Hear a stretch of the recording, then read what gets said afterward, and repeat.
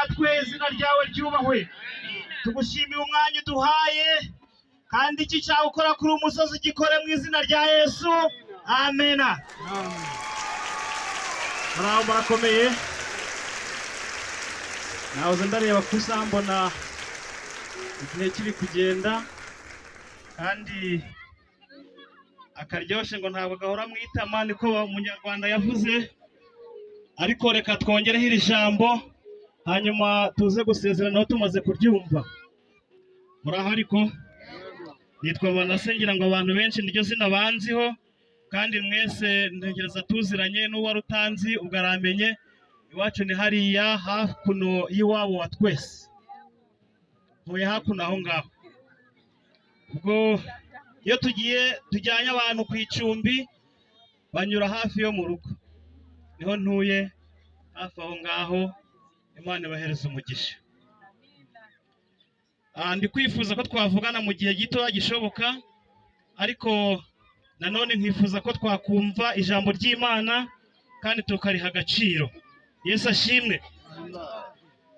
Nakomeje gutekereza, nakomeje kureba, ndeba amakorari arimo kuririmba, ndeba amakorasi mwateye, ndeba abantu bari guhimbaza Imana, mbona byose ni byiza. Reka rero ngusabe umfashe dushimire Imana yaduhaye uyu mwanya, dushimire Imana turemeye uburyo, dushimire Imana twemere ko twicara ahantu muri uyu murima, kandi nyiri umurima Imana imuhe umugisha. Kandi dushimire Imana ko waduhaye ikirere cyiza, dushimire Imana ko waduha umutekano. Reka mbasabe mumfashe dukoma amashyi n'impundu wabyemerewe. Imana ihabwe icyubahiro. Tugitekereza nkabura aho nza guhera, ariko si uko ntafite icyo navuga, ahubwo nuko nabonye byose ari uburyohe gusa. Ariko Imana ihabwe icyubahiro. Rero mbazaniye ijambo rigufiya, ariko ijambo rigira umumaro kuryemera, ijambo rigira icyo rihindura ku mutima w'umuntu wemera kuryakira. Ni ijambo rivuga ngo kubaha Imana. Yesu ashimwe. Kubaha iki? Kubaha Imana. Twagiye, kandi ndagira ngo mutegere amatwi iri jambo rivuga ngo kubaha Imana. Niryo nshaka ko tuvuga no mu mwanya mugufiya, kandi nibwira ko mwebwe aba turi hano hamwe mu kibuga, nuri hirya wumvira ijwi, nuri mu rugo wumvira ijwi, ndakurarika kugira ngo wumvire ijambo rivuga ngo kubaha Imana muri uyu mugoroba. Imana iguhereze umugisha. Abana bacu iyo batutunze nabo turabubaha, tukamenya kubaha abakomeye muri iyi si, tukamenya kubaha buri muntu bitewe n'icyiciro arimo, cyangwa se n'icyo akora, cyangwa se n'akazi ke, cyangwa se n'urwego agezeho, cyangwa se n'umwanya afite. Tumenyere kubaha bene abo ngabo. Ariko nkuzaniye ijambo rivuga kubaha iki? Imana. Yesu ashimwe. Rero muri iyi minsi abantu iyo batubahanye akenshi batana mu mitwe, cyangwa se ntabwo barebana neza, kubera ko babuze umwe atubasha undi, kandi akeneye ko umwe amwubaha n'undi akeneye ko undi yamwubaha. Ariko twebwe nk'abamenye Imana, icyo turarikirwa ni ukubaha Imana. Yesu ashimwe. Nifuza ko rero twakubaha Imana muri iyi minsi dufatanije, kubera Imana niyo kubahwa, Imana niyo gushimwa, Imana niyo kuratwa, Imana niyo gupfukamirwa. Yesu ahabwe icyubahiro. Ngira ngo tumaze imyaka ishize igeze nko muri 3 mu guhera mu 2000 mu kwezi kwa gatatu. Icyo gihe hari ku tariki 15 turabisangiye twese, hanyuma isi yose igwirirwa n'ishano, ariko twebwe byatugezeho mu kwezi kwa gatatu, ari ku tariki 15 nuko dutangira gupfuka iminwa. Ariko Imana yaratwemereye, ubu iminwa ni mizima irapfukuye, twese turi kurebana amaso ku maso. Reka dushimire Imana dukije icyo cyago. Yesu ashimwe. Mana warakoze, Mana warakoze. Kera ntabwo nari nzi ko abakomeye cyane babandi bubaho kuri iyi si bashobora gupfuka umunwa nabo. Ntabwo nari nzi ko ibihugu bikomeye nka za Amerika, Uburayi n'ahandi hirya hirya bashobora kubura ikintu cyatuma cyabakingira, bafite ibintu bikomeye, bafite amafaranga, bafite amazu, bafite amamodoka, yewe wagira ngo no ku kwezi barakomeye. Muri iyi minsi maze iminsi mbona ibyo bari gukora, ngo bari gukora umuntu hanyuma ngo uzajye ubafasha imirimo yabo kugira ngo bataruha bakora, kandi nibyo bageze kure, aho abazungu bari gukora ibintu byitwa za robo zikora imirimo yose nk'aho ari umuntu, akagisiga mu rugo akavuga ati saa 5 cyangwa se saa 6 cyangwa se saa 11 cyangwa watetse kikabikora, cyakuzanira amazi kikajyayo, muhereza iki giki kikabikora, kimeze nk'umuntu ariko ntabwo ari umuntu, ntigifite ubwenge, keretse kugitunga telekomande kigakora ibyo bagitegetse, niho iterambere rigeze. Ariko abo ngabo muri iyi minsi yashize nabo bari barakemerewe, barifashe ku munwa. Muhereza Imana yacu icyubahiro. Imana niyo kugira gute? Reka dusome ijambo ry'Imana. Mubwiriza ibice 12, kandi nshaka kugira ngo nifashishe mwebwe mufite Bibiliya mumfashe gusoma kugira ngo tujyane dusangire ijambo ry'Imana kuri uyu mugoroba. Ni mpamvu ki mbabwiye ngo twubahe Imana? Ni mpamvu ki ndi kubararika abantu bari kumvira ijwi, aho waba uri hose, waba uri hafi hano, waba uri kure, ndakurarika ngo wubahe Imana kubera impamvu ikurikira. Umubwiriza ibice 12 urahageze, aradufasha gusoma ku murongo wa 13, ariko mbere uko asoma ku murongo wa 13 aramanza dusomere umutwe w'amagambo. Ngwino niwe bahageze, nguhereze mikoro mfashe dusome tujyane. Uwahageze umubwiriza ibice 12 turasoma dore ku murongo wa 13, ariko mbere ko dusoma umurongo wa 13 turamanza dusome umutwe w'amagambo. Yego mwarimu wahageze?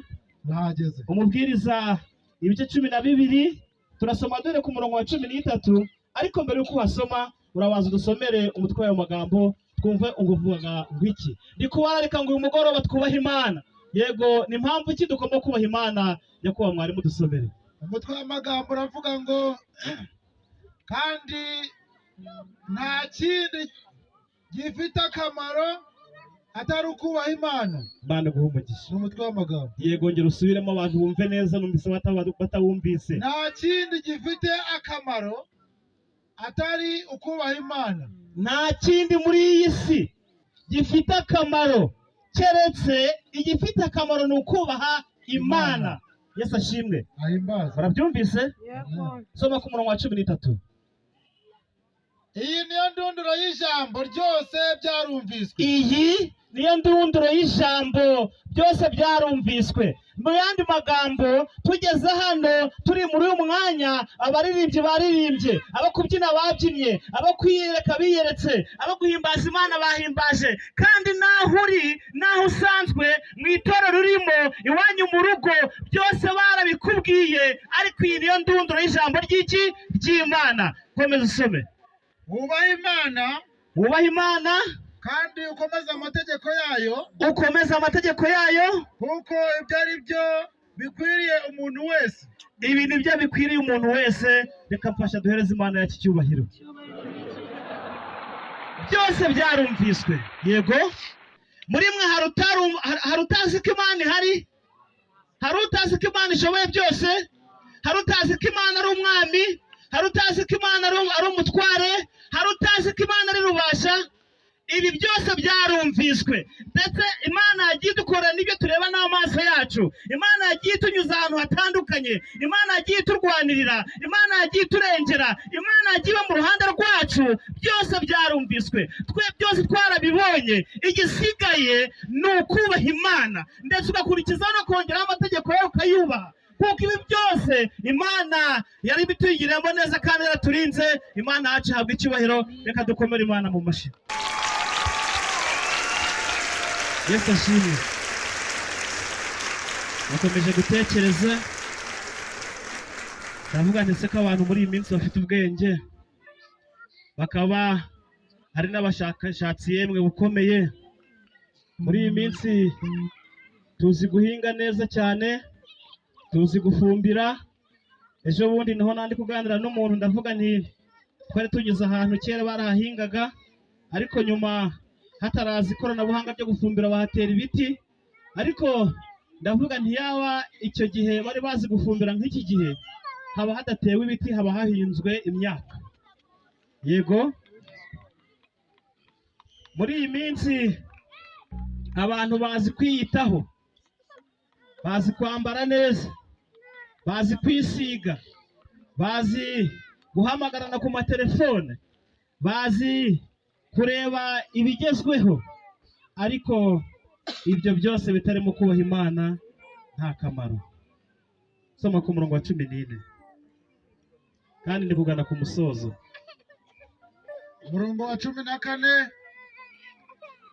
kuko Imana izazana umurimo wose mu manza. Yego, Imana ngo izazana iki? Nta kintu na kimwe gikorerwa ku isi Imana itazacisha imbere yayo.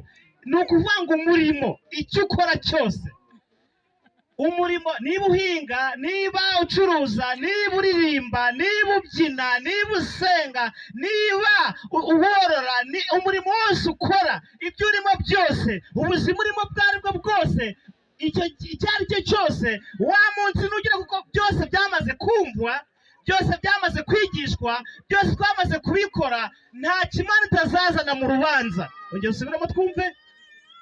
Kuko Imana izazana umurimo wose mu manza. Umurimo wose ubaho kuri iyi si Imana izawuzana hehe? Twubaha iki? Imana. Ongera. N'igishwa cyose ari icyiza cyangwa ikibi. Imana guha umugisha icyarire. Kubaha iki? Imana. Yobu yaravuze ngo kubaha Uwiteka nibwo bwenge, kandi kuva mu byaha niko kujijuka. Ni Yobu wabivuze. Abantu bene wabo, inshuti zabo, abavandimwe be, yewe n'umugore bari barashakanye w'inshuti ye, wari sheri we, wari shushu we, wari umuntu ukomeye, yaramubwiye ngo aho bigeze ihakana Imana wipfire. Ariko Yobu aravuga ngo kubaha Imana nibwo bwenge, kandi kuva mu byaha niko kujijuka. Ngende kubabwira ngo mwubahe Imana, kubera ko nta murimo n'umwe dukora ngo ijambo ry'Imana tubwiye ngo n'ibyo dukorera mu rwihisho, n'ibyo dukora abantu batareba, n'ibyo dukora mama atareba, n'ibyo dukora data atareba, n'ibyo dukora bakuru banje batareba, n'ibyo dukora abavandimwe batareba, n'ibyo dukora ab'umudugudu batabona, n'ibyo dukora bene wacu batazi, ibyo byose Imana izabizana mu rubanza. Igikurikiyeho ni ukugira gute?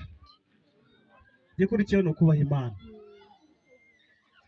Baretse kuba niviriye ahantu muri iyi minsi yashize,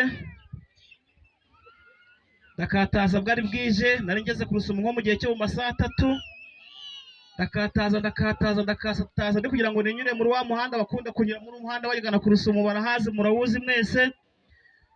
Ndakwabaguza, nagiye kubangeza imbere, mba nguye ku giti gihagaze, ariko nibwira ngo ntabwo ari, nibwira ko ari igiti, ariko nkigeze nko kuri santimetero n'imwe ndi kwigendera, nsanga ni igiti cyakozemo abantu babiri. Ndavuga nti mwakagira Imana musi. Nari mvuye ku Rusumo saa 3 n'indi minota, ngeze aho hirya mba mvuye n'igiti cyakozemo abantu babiri, ariko cyabaye igiti kimwe. Nuko ndavuga nti si ngubu aba ngaba baragera mu rugo bavuye ngo baba bari mu isoko, baba bari mu muhanda, baba bari he, ariko ngo imirimo yose dukora Imana izayizana mu rubanza. Merutse kuba nanone mvuye gusura umuntu ku bitaro byari saa 4, ndaza muri kumanuka, abantu bese mubamanuka iranzira uturutse kwa Philippe ukamanuka, ngiye kugera kwa Frere, ntabwo mbizi niba nende cyanya gatoroshi, noneho nsanga abantu babiri bicaye mu muhanda hagati. Ndavuga ati mwakagira Imana, uzi ko hari naguye mu mutego. Ariko imirimo dukora yose Imana izazana hehe? Mu rubanza. Ibyo ukora wihishe, ibyo ukora wiherereye, ibyo ukora uzi ko abantu batazi, ibyo Imana izabizana mu rubanza, kandi Imana izabikubaza. Ariko muri uyu mugoroba wumvira ijambo nakwiginga ngo wubahe Imana, kuko ni icyo gikwiriye. Kandi aho uri hose, aho usengera aho hose, aho uteranira aho hose, mu idini ryaryo ryose, byose byamaze kumva kandi n'ibyanjye ni kubivuga ku mugaragaro ku musozi byose byumviswe ariko imirimo ikora Imana izezana mu rubanza igikwiriye ni ukubaha iki mwubaha Imana mwubaha Imana kandi dufite amahirwe kuko dufite amahoro dufite umudendezo dufite umutekano iki nicyo gihe cyacu cyo kubaha Imana abaririmbyi baririmbye ngo mu minsi iza hari uburyo bitazashoboka mu minsi iza hari uburyo uzashaka ko wakumvira ijwi ntibikunde mu minsi iza hari igihe wakwisangurira ku isahani ya wenyine mu minsi iza hari igihe wasanga uri mu gahuru ka wenyine mu minsi iza hari igihe wasanga wicaye wenyine mu minsi iza hari igihe wasanga nta kukubwira ngo ubahe Imana mu minsi iza hari igihe wakizwa n'iri jwi ryo wumvise kuri uyu munsi mu minsi izaza ndakwiginze kugira ngo wubahe Imana ugifite igihe cyo kubaha ugifite igihe cyo gusenga ugifite igihe cyo kuvuga ugifite iki gihe wubaha Imana Imana iguhereza umugisha hari igihe uzibuka uti cya gihe bantu bari kuvuga ngo nubaha Imana ukubaha Imana mu bitari ngombwa ukubaha Imana bitagishobotse ukubaha Imana ntawe ukubwira ngo ubaha Imana ukubaha Imana mbega bimeze nka kwakundi Imana iguhereza umugisha wowe wemeye kumvira ijwi ryo kubaha Imana iki ni igihe cyo kubaha Imana aka gahenge dufite aya mahoro dufite reka tuyakoresherezemo kubaha Imana Imana ibahereze umugisha Yesu ashimwe kuko umurimo wose ngo ni imirimo ingahe imirimo Imana izayishyira mu ki bityo rero twubahe iki Imana ibahereze umugisha nifuza kudatinda ariko Imana ndasaba ko yabafasha tugafata uyu mwanya tukubaha Imana ese hari uburyo warufashe mu Imana ese hari icyo Imana yabara gukorera muri iyi minsi cyangwa se muri iyi myaka yatambutse bigatuma uyubaha wumva ko Imana ihari hari igihe abantu bumva iri jambo cyangwa se bakumva abantu babwira iby'Imana bakumva bitabafasheho bakumva bitabareba bakumva atari ibyabo bakabyirenza ariko abaririmbyi mu mwanya bavuze baravuze ngo iminsi mibi igize gute iminsi mibi igize gute